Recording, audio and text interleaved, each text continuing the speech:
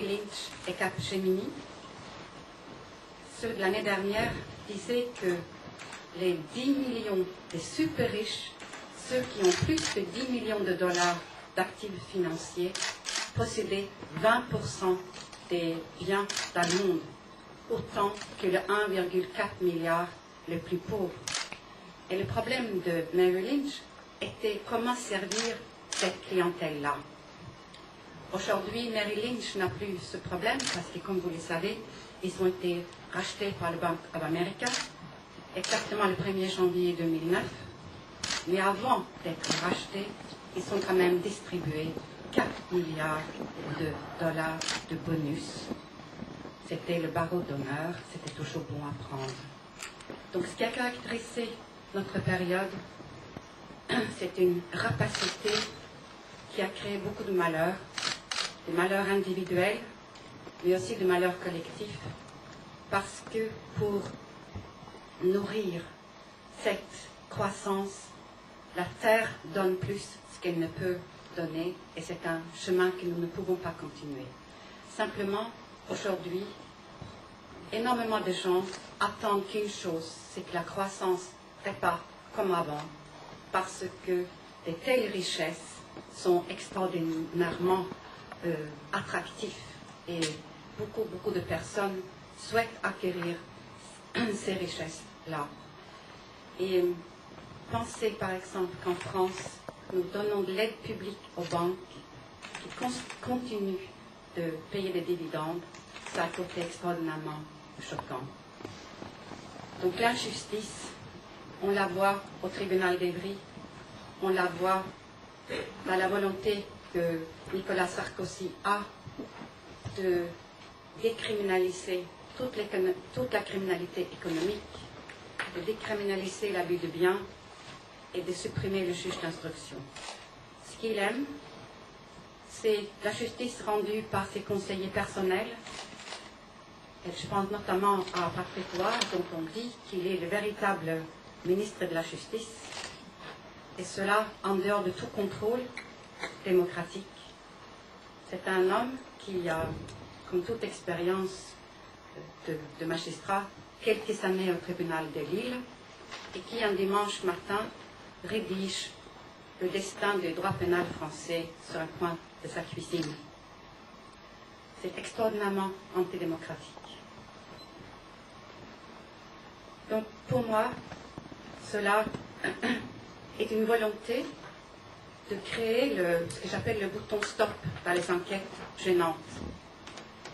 Est-ce que vous pensez que l'affaire des faux électeurs du 5e, l'affaire Tibéri, serait aujourd'hui à l'audience si le parquet avait pu arrêter l'enquête en cours de route? Est-ce que vous pensez que le dossier de l'Angola Gate serait aujourd'hui à l'audience si le parquet avait pu arrêter les enquêtes comme actuellement ils en prennent le chemin? Donc ça, c'est pour le problème national. Mais en fait, on voit la même situation dans tous les pays européens. En Angleterre non plus, ils ne sont pas capables de conduire des enquêtes anticorruption. Lorsque cela commence à gêner le parti au pouvoir, on les arrête. Tony Blair a arrêté l'enquête concernant British Aerospace. On parlait de 1 milliard de livres de corruption pour l'Arabie Saoudite lorsque cela commençait à chauffer un tout petit peu. En Bulgarie, on est incapable de tracer le fonds européen et on libère les assassins pour qui on a l'empreinte de l'ADN parce que la justice est trop proche du pouvoir. Donc, pour moi,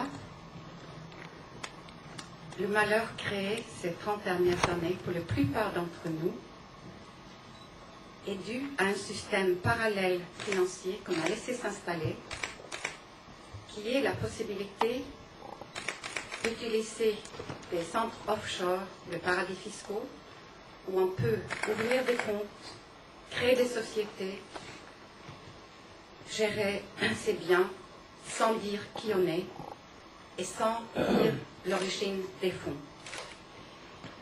Sans doute croyez-vous que cela sert essentiellement aux criminels et essentiellement aux dictateurs corrompus de l'Afrique.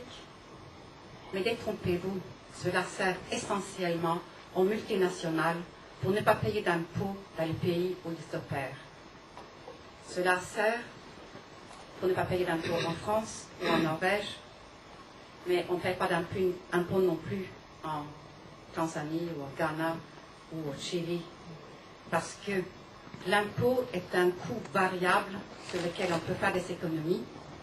Et si vous lisez par exemple le rapport annuel de Coca-Cola, vous verrez qu'au Mexique, à Chiapas, ils ont payé 26 000 $ si vous cherchez bien, pour utiliser l'eau dont ils privent les Indiens. Ils ont redécoré 12 écoles. Ça, c'est ce qu'on appelle la Corporate Social Responsibility. Par contre, vous ne saurez pas ce qu'ils payent comme impôt. Et c'est cela qu'il faut changer. Il faut que les multinationales déclarent pays par pays. Il faut que Total déclare ce qu'il a payé comme impôt en Birmanie, par exemple. Nous ne le savons pas aujourd'hui. Et le mécanisme qu'il utilise n'est pas si compliqué que ça à comprendre.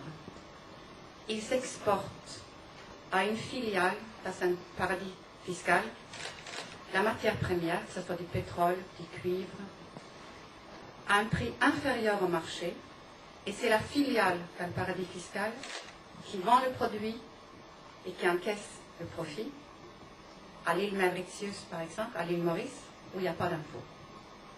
Et ensuite, les bénéfices remontent très souvent à la holding qui se trouve en Europe, aux Pays-Bas, à partir duquel on peut distribuer les dividendes sans payer d'impôts. Donc, c'est des ressources dont sont privés les États, et c'est surtout d'une hypocrisie épouvantable à l'égard des pays pauvres. En réalité, nous ne luttons pas contre la pauvreté, nous l'avons renforcée. Et la défaillance de la France est à pleurer. Lorsque je pense que Jean-Claude Marin, procureur de Paris, a classé pour insuffisance de preuves l'enquête préliminaire en ce qui concerne les biens mal acquis des dictateurs africains, je me dis qu'il commet là une erreur historique. Il pense que ce qui compte, c'est de rendre compte au gouvernement. Il ne se rend pas compte que la France est observée pour cette action-là de partout dans le monde. Donc pour moi, que nous ayons un monde plus juste, plus équitable, avec une meilleure répartition des richesses entre le Nord et le Sud et entre les citoyens, il n'y a que l'Europe comme échelle. Et les écologistes sont extraordinairement importants parce qu'eux seuls ont comme seul objectif ou comme principal objectif que toute la croissance future doit être sustainable, donc il doit pouvoir la soutenir dans la durée. J'ai perdu un peu mon français avec les 7 années, soit entendu, en ce qui concerne les flux financiers, en ce qui concerne la justice et en ce qui concerne le développement.